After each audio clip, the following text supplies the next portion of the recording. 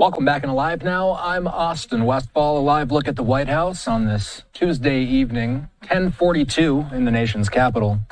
We wanted to pose a question to the audience. In a moment here, we are going to be doing a segment about tariffs. It's a complex and sometimes confusing subject. If you want to send us your questions, we can ask our experts your questions later on in the evening. Just pull out your smartphone, point the camera at that QR code on your screen. It'll take you to a tab where you can submit your questions. We're going to be doing this interview in about 10 minutes time, so get them in now, and you might see it on TV a little bit later on this evening. Again, send us your questions about tariffs. It is a huge talker, and a lot of people have a lot of questions. We will be showing your questions on our air, and I'm just going to keep talking over this for a moment to give you time to point it at that QR code if you do want to submit it. Again, anything tariff related, we'll take your questions and we will pose them to Edmund Zagarin coming up in about 10 or 15 minutes time. You're going to want to open up the link that comes up on that QR code. Click on the Ask Now tab, specifically.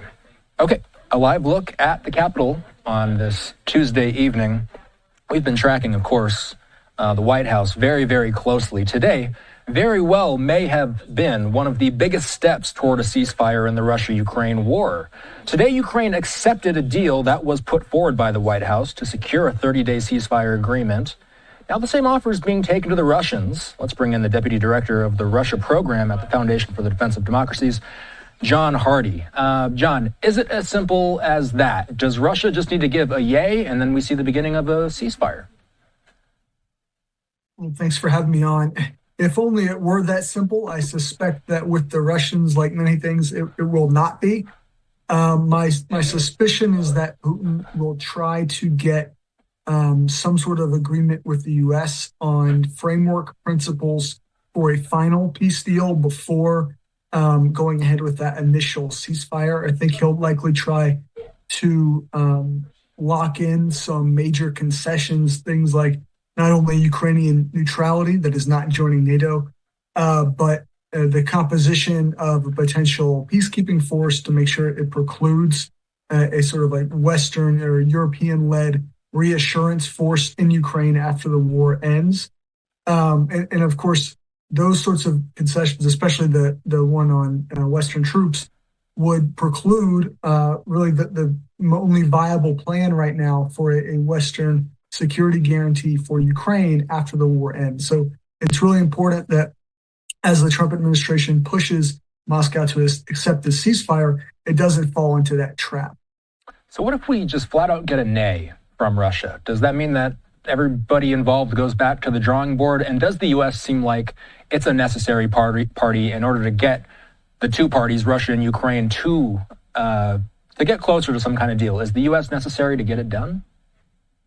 I suspect we will not see a flat-out nay. I think the Russians will, if they want to refuse, will probably say, we agree, but, and then, kind of give us the runaround and, throw up some sort of obstacle that, we have to hurdle or get the Ukrainians to do something like drop a decree by Zelensky before this year banning talks with Russia, things like that.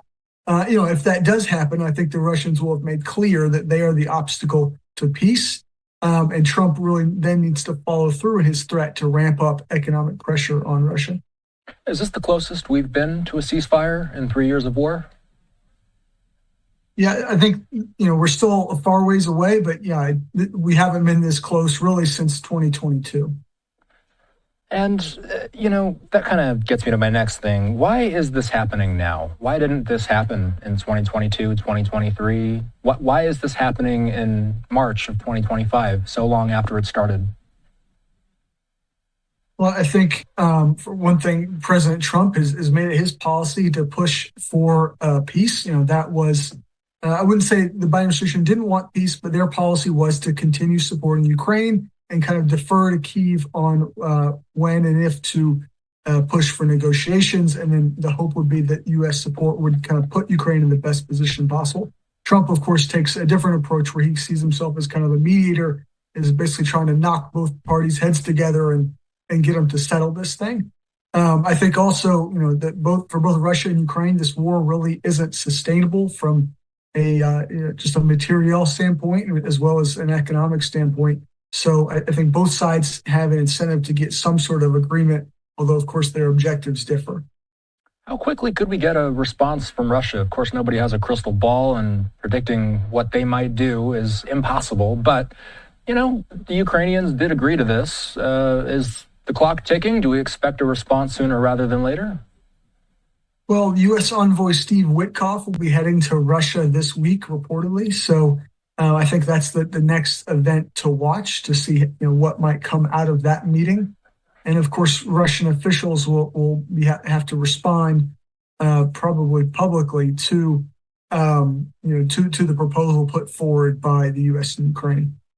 So U.S. and Ukrainian officials met in Saudi Arabia today. That's where this agreement was made.